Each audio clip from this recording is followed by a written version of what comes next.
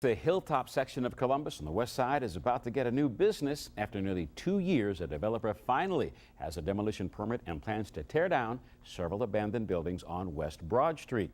As 10 TV's Tanisha Millette tells us, people in the area are excited about what could come next.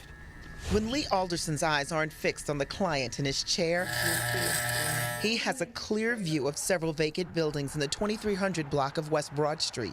It is an eyesore. Alderson says the buildings have attracted a lot of bad company, but says it wasn't always that way. Actually, it was a pretty decent building at one point in time.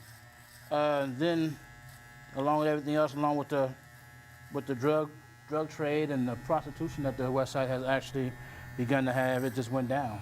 Now this man wants to tear it down, but says put something the community can use in its place. Jonathan Willett says by the end of the summer, there will be a Family Dollar store here. Right now we're actually doing the pre-demo, I guess. We're inside preparing everything, cutting off all the utilities, removing anything that shouldn't be here, and then the structures will actually come down next week. And Willett says weather depending, construction will begin soon after, and not just on the new building. We're cleaning all this up. We're resurfacing the alleyway here.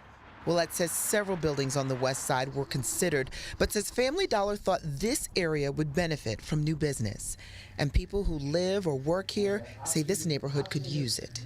It'll get people that's on the hilltop to actually spend money on the hilltop. And others investing in the hilltop. On the west side, Tanisha Millette, 10 TV News. Willett says workers will preserve some historic items inside that building, like the doors and moldings prior to demolition, and try to reuse them in the new product.